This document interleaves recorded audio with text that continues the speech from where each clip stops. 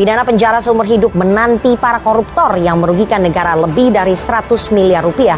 Pejabat-pejabat publik yang korup itu mestinya dicabut juga hak-hak politiknya.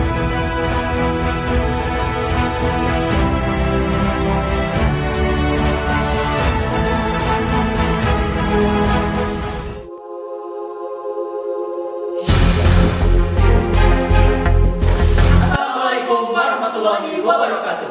Kami dari tim Teguh Umar dengan komposisi tim saya, Nada Trimartafani sebagai pembicara pertama dan pembicara kesimpulan. Saya Afif Barakali sebagai pembicara kedua dengan standing position pro. Saya Adi Zulmaita sebagai pembicara ketiga dengan standing position kontra. Teguh Umar, semangat, cerdas, intelektual. Terima kasih. Lex nemini operatur inikum, nemini fasit injuriam. Hukum tidak memberikan ketidakadilan kepada siapapun dan tidak melakukan kesalahan kepada siapapun. Assalamualaikum warahmatullahi wabarakatuh. Shalom, Om Swastiastu, Namo Buddhaya dan salam kebajikan. Dewan juri yang terhormat serta seluruh rekan-rekan intelektualku, saya Nada Trimartafani berdiri tegak sebagai pembicara pertama atas masih perdebatan kita kali ini, yaitu Dewan ini sepakat untuk mencabut hak politik koruptor pejabat publik seumur hidup. Dengan bangga, saya membuka alur perdebatan kita kali ini dengan membagi ranah pembicaraan saya menjadi beberapa bagian, yaitu definisi dan latar belakang. Dewan juri yang terhormat masuk pada definisi dari musim perdebatan kita kali ini.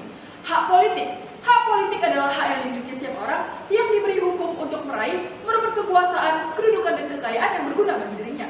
Sementara koruptor, menurut KBBI adalah orang yang melakukan korupsi, dan menurut pasal 2 ayat 1 dan pasal 3 UU Tipikor, disimpulkan korupsi merupakan perbuatan melawan hukum dengan memperkaya diri sendiri atau orang lain, dengan menyalahgunakan kewenangan, kesempatan atau sarana yang ada padanya yang dapat merugikan orang lain bahkan suatu negara. Sementara pejabat publik, menurut Peraturan Perundang-undangan Nomor 61 Tahun 2010 Pasal 1, pejabat publik adalah orang yang ditunjuk dan diberi tugas untuk menduduki posisi atau jabatan tertentu pada badan publik. Dewan juri yang terhormat masuk pada latar belakang dari misi perdebatan kita kali ini. Perbuatan tindak pidana korupsi merupakan pelanggaran terhadap hak-hak sosial dan hak-hak ekonomi masyarakat. Sehingga tindak pidana korupsi tidak dapat lagi digolongkan sebagai kejahatan biasa, melainkan telah menjadi kejahatan yang luar biasa. Oleh karena itu, dalam upaya pemberantasannya pun tidak dapat lagi dilakukan dengan cara yang biasa. Dewan juri yang terhormat, Indonesia adalah negara yang berdasarkan atas hukum dengan substansi hukum untuk mencegah adanya tindakan sewenang-wenang. Kemudian, tingginya angka koruptor sangat memerlukan usaha ekstra untuk menangani korupsi meskipun telah ada hukum pidana yang dianggap memberikan efek jerak.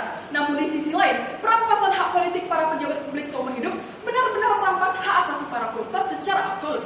Dan pencabutan hak politik koruptor seumur hidup dianggap dapat memberikan efek jerak kepada para koruptor yang pada kenyataannya terdapat juga pelaku korupsi residivis yang melakukan suatu perbuatan pidana lagi yang dianggap sama oleh undang-undang dalam waktu tertentu. Seperti Muhammad Tamzil yang pernah melakukan kasus korupsi pengadaan sarana dan prasarana tahun 2004 sampai 2005 di periode pertamanya yang menjabat sebagai Bupati Kudus periode 2003 sampai 2008. Dan ini membuktikan bahwa vonis seperti hukuman penjara tidak terlalu efektif untuk memberikan efek jerak. Namun jika dilihat dari kacamata kontra, korupsi ini sebenarnya sulit untuk diberantas karena masyarakat sendiri yang menormalisasi budaya korupsi dengan bukti indeks pendidikan anti korupsi Indonesia yang cukup rendah dibanding negara lainnya. Yang mana tidak ada gunanya jika mencabut hak politik koruptor apabila masyarakat sendiri belum punya kesadaran untuk memberantas korupsi, dan pencabutan hak politik seumur hidup menjadi hal yang sia-sia. Dewan juri yang terhormat, dengan ini kami berharap argumentasi dari pihak pro dan kontra yang disampaikan dapat bermanfaat bagi kemajuan sistem hukum di Indonesia. Sekian yang dapat saya sampaikan dan salam konstitusi. Lex nemini operator. Lex prospicit non respicit. Hukum melihat ke depan, bukan ke belakang. Assalamualaikum warahmatullahi wabarakatuh. Shalom, Om Swastiastu, Namo Buddhaya dan salam sejahtera bagi kita semua. Dewan juri yang terhormat, saya Afif Barakali di sini berdiri tegak sebagai pembicara kedua dengan standing position pro akan menjunjung tinggi musi kita pada hari ini, yakni Dewan ini sepakat untuk mencabut hak politik koruptor pejabat publik seumur hidup. Saya akan memulai argumentasi saya dengan melihat salah satu contoh kasus pelaku korupsi residivis di Indonesia. Kasus korupsi residivis akan sangat membahayakan masyarakat Indonesia. Residivis sendiri mempunyai arti orang yang pernah dihukum dikarenakan mengulangi tindak kejahatannya. Salah satu contoh kasus pelaku korupsi residivis di Indonesia adalah Muhammad Tamzil dan Agus Suranto. Muhammad Tamzil pernah melakukan kasus korupsi pengadaan sarana dan prasarana pada tahun 2004 sampai dengan 2005 di periode pertamanya menjabat sebagai Bupati di Kudus. Di sisi lain, Agus Suranto pernah terjerat kasus korupsi, kasus penyelewengan dana bantuan sosial pada tahun 2011. Pada masa hukuman yang pertama, Muhammad Tamzil sempat menemui Agus Suranto yang sedang terjerat kasus korupsi lain. Muhammad Tamzil pun kembali terpilih sebagai Bupati di Kudus pada tahun 2018, dan di periode kedua ini pun ia mengangkat Agus Suranto sebagai staf khusus bupatinya sendiri. Dan mereka berdua pun kembali terjerat kasus korupsi menerima hadiah dan terkait pengisian perangkat daerah di lingkungan pemerintah Kabupaten Kudus pada tahun 2019. Dewan Juri yang terhormat, korupsi tak hanya mengakibatkan kerugian material keuangan negara, tetapi telah menyalahgunakan kedudukan atau jabatan yang diperoleh, salah satunya melalui proses politik untuk memperkaya diri sendiri atau orang lain yang merupakan kroninya. Hal itu merupakan cermin rendahnya moral pejabat negara yang memperoleh kedudukan atau jabatan dari proses politik. Dalam pemberian hukuman pada koruptor, kerap kali digunakan vonis hukuman penjara. Lantas, jika vonis hukuman penjara begitu efektif, mengapa indeks korupsi di Indonesia terus meningkat? Berdasarkan data pada sistem database permasyarakatan per 27 Maret 2019, dari 33 kantor wilayah lembaga permasyarakatan, sebanyak 30 kantor wilayah mengalami kelebihan kapasitas. Total kapasitas penghuni lembaga permasyarakatan di 33 kantor wilayah seharusnya sebanyak 127.000 dan 112 jiwa, namun realitanya dihuni oleh 261.326 jiwa, sehingga melebihi kapasitas dengan persentase sebesar 106%. Bukankah itu menyatakan ketidakberhasilannya pidana penjara tersebut? Dewan Juri yang terhormat, dikutip dari Bappenas, salah satu tujuan yang ingin dicapai dalam visi Indonesia Emas 2045 adalah negara demokratis, kuat, dan bersih. Dalam rangka mencapai tujuan tersebut, maka perlu dicapai konsep good governance atau pemerintahan yang baik. Undang-Undang Nomor 28 Tahun 1999 tentang penyelenggaraan negara yang bersih dan bebas dari KKN menjelaskan tentang penyelenggaraan manajemen pembangunan yang solid dan bertanggung jawab yang sejalan dengan demokrasi dan pasar yang efisien, penghindaran salah alokasi dana investasi yang langka, dan pencegahan korupsi baik secara politik maupun administratif menurut Bank Dunia. Terdapat 10 asas good governance dan salah satu asas tersebut adalah asas akuntabilitas atau asas pertanggungjawaban. Konsep akuntabilitas ini timbul karena adanya pemberian amanah oleh masyarakat kepada pemerintah. Kunci pokok utama dalam memberantas korupsi adalah transparansi dan perlunya akuntabilitas dari setiap pihak dalam pemerintahan tersebut. Menurut Thomas Chen selaku asisten direktur pada Komisi Independen Pemberantasan Korupsi di Hong Kong, pencabutan hak untuk memilih dan dipilih diperbolehkan berdasarkan pasal 35 KUHP. Pencabutan hak untuk memilih dan dipilih harus didasarkan pada tingkat kejahatan, posisi atau jabatan terdakwa saat melakukan tindak pidana korupsi, serta dampak yang ditimbulkan bagi masyarakat. Selain itu, di dalam pasal 38 KUHP, pencabutan hak-hak tertentu harus ditetapkan oleh putusan hakim dan terdapat batas waktu dalam pencabutan hak-hak tersebut, yang mana hal ini tentunya bertentangan dengan musim perdebatan pada hari ini. Namun di sini tim pro percaya bahwa pencabutan hak politik bagi koruptor pejabat publik selama seumur hidup merupakan pidana yang paling tepat guna memberantas korupsi di negeri ini, sehingga pihak pro akan menghadirkan mekanisme berupa judicial review. Dewan Juri yang terhormat, mekanisme judicial review adalah langkah yang efektif untuk mencabut hak politik koruptor seumur hidup. Berdasarkan Undang-Undang Dasar 1945 Pasal 24C disebutkan bahwa Mahkamah Konstitusi dapat menguji undang-undang terhadap Undang-Undang Dasar. Dengan judicial review ini kita dapat mengajukan pencabutan hak politik untuk berlaku seumur hidup. Pencabutan hak politik tentunya akan menimbulkan polemik dan para pejabat publik yang melakukan tindak korupsi akan berlindung di balik hak yang menyatakan bahwa hak politik sebagai hak absolut yang tidak boleh dikurangi pemenuhannya. Dan kita sebagai masyarakat dipaksa percaya bahwa dengan cara merehabilitasi para pelaku korupsi, mereka dapat berubah dan kembali ke masyarakat sebagai warga yang baik dan bertanggung jawab setelah menyadari kesalahan dan memperbaiki dirinya di mana pada kenyataannya tidak sesuai dengan apa yang kita percayai. Dewan Juri yang terhormat, rakyat sebagai pemegang kekuasaan tertinggi dalam negara haruslah didengar, dan oleh karena sejatinya hukum diciptakan untuk mensejahterakan rakyat, dan dapat disimpulkan dan sekaligus menjawab urgensitas dari saya bahwa saya percaya pencabutan hak politik dan hak untuk dipilih sebagai pejabat publik kembali selama seumur hidup merupakan langkah paling pantas untuk dilakukan ditinjau dari maraknya kasus korupsi di Indonesia. Sekian dari saya dan salam konstitusi. Lex non hominum ingenis ex hominum. Hukum tidak memanusiakan manusia yang tidak manusiawi. Assalamualaikum warahmatullahi wabarakatuh. Selamat pagi, salam sejahtera untuk kita semua. Dewan Juri yang terhormat sekaligus rekan berpikirku sekalian. Saya pembicara ketiga dari tim kontra menyatakan dengan tegas bahwa saya tidak setuju dan dengan sungguh ingin meruntuhkan mosi perdebatan kita kali ini. Sebelum saya memulai pembicaraan saya dalam rangka menjatuhkan mosi debat kita pada kali ini, izinkan saya membagi ranah pembicaraan saya menjadi beberapa bagian, yaitu argumentasi dan solusi cerdas. Dewan Juri yang terhormat, masuk kepada poin pembicaraan saya pertama, yaitu argumentasi.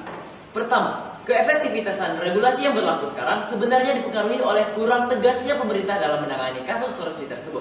Dan sesungguhnya, mengapa korupsi sangat sulit untuk diberantas di Indonesia, yaitu karena korupsi yang sudah membudidaya dan dinormalisasi oleh oknum-oknum yang tidak bertanggung jawab. Kedua, pencabutan hak politik seumur hidup sesungguhnya adalah hal yang sia-sia, karena sebenarnya UUD hanya memperbolehkan adanya pembatasan hak asasi manusia, namun konstitusi tidak membenarkan adanya pencabutan HAM secara absolut. sehingga pencabutan hak politik koruptor seumur hidup tidak akan pernah dapat dibenarkan, yang mana didukung dalam UUD 1945 pasal 28C. Ketiga, harus ditegaskan bahwa korupsi ini sebenarnya sangat sulit untuk diberantas karena masyarakat sendiri yang menormalisasi budaya korupsi dengan bukti indeks pendidikan anti korupsi di Indonesia cukup rendah dibanding negara lain, yang mana tidak ada gunanya kita mencabut hak politik koruptor apabila masyarakat sendiri belum punya kesadaran untuk memberantas korupsi. Dan pencabutan hak politik seumur hidup menjadi hal yang sia-sia dan memunculkan kerugian yang baru di mana regulasi yang sebenarnya efektif hanya karena kurangnya ketegasan pemerintah dalam menangani kasus tersebut digantikan dengan regulasi terbaru yang justru menyalahi HAM. Dewan Juri yang terhormat, masuklah kepada poin pembicaraan saya yang kedua, yaitu solusi cerdas. Pertama, menjadikan regulasi memiskinkan sebagai pidana tambahan yang efektif. Menurut pakar hukum pidana Abdul Fikar Hajar, hal yang membuat koruptor jerak adalah kehilangan harta, sehingga meregulasi memiskinkan sendiri adalah sesuatu hukuman pidana yang menjadi sangat efektif. Regulasi tersebut sesungguhnya sudah diberlakukan oleh pemerintah di dalam pidana tambahan dalam UU Tipikor pasal 18 huruf A, B, dan C, yaitu A. Perampasan barang yang diperoleh dari tindak pidana korupsi. B. Pembayaran uang pengganti yang jumlahnya sama dengan harta benda yang diperoleh oleh tindak pidana korupsi. Kemudian C. Penutupan seluruh perusahaan tempat dilakukannya korupsi. Hanya saja, regulasi tersebut masih didapati kekurangan di dalamnya, dan tampak bahwasanya masih saja ada kemungkinan mantan narapidana koruptor tersebut untuk kembali melakukan tindak pidana tersebut. Dengan itu, saya membawakan solusi yang jauh lebih efektif, di mana dilakukannya pemiskinan seluruhnya terhadap mantan koruptor tersebut, juga keturunannya minimal 1 turunan. Sehingga kemudian setelah diberlakukannya regulasi tersebut, mantan koruptor tersebut kehilangan kekayaan untuk memodalinya maju ke parlemen, tidak berkesempatan untuk berkoalisi dengan mencalonkan keluarga atau kerabatnya untuk kembali melancarkan aksinya, dan kehilangan kekayaan yang mana adalah zat adiktif yang membuat koruptor tersebut terus-menerus memiliki hasrat untuk melakukan korupsi.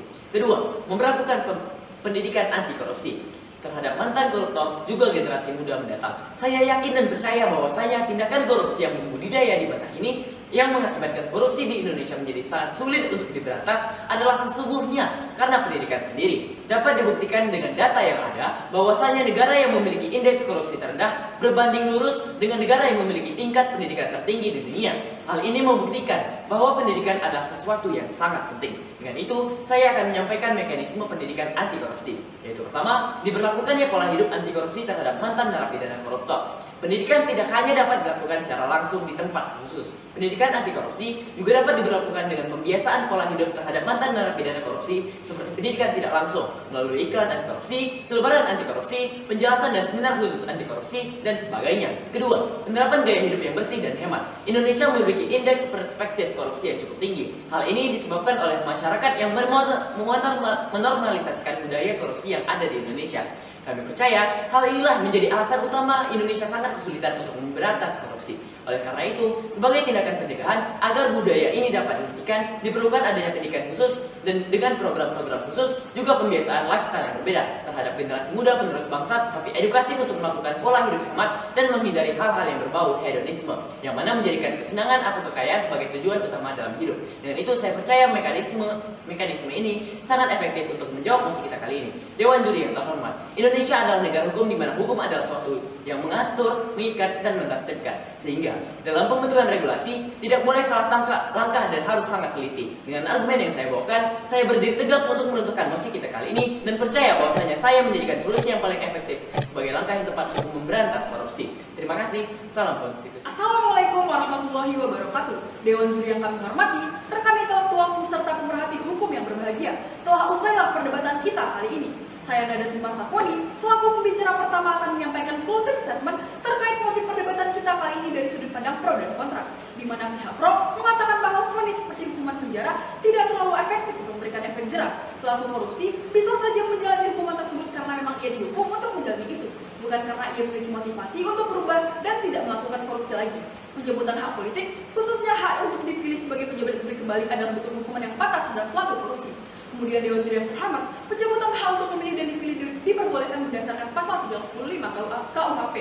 Pencabutan hak untuk memilih dan dipilih harus didasarkan pada tingkat kejahatan, posisi atau jabatan terdakwa saat melakukan tindak pidana korupsi, serta dampak yang ditimbulkan bagi masyarakat. Selain itu, pencabutan hak-hak tertentu harus ditetapkan oleh putusan hakim dan terdapat batasan waktu dalam pencabutan hak-hak tertentu yang diatur dalam pasal pasal 338 KUHP. Namun hal ini dapat diatasi melalui mekanisme judicial review. Melalui judicial review ini, kita dapat mengajukan penjemputan hak politik untuk berlaku seumur hidup. Sementara pihak kontra mengatakan bahwa penjemputan hak politik seumur hidup sesungguhnya adalah hal yang sia-sia.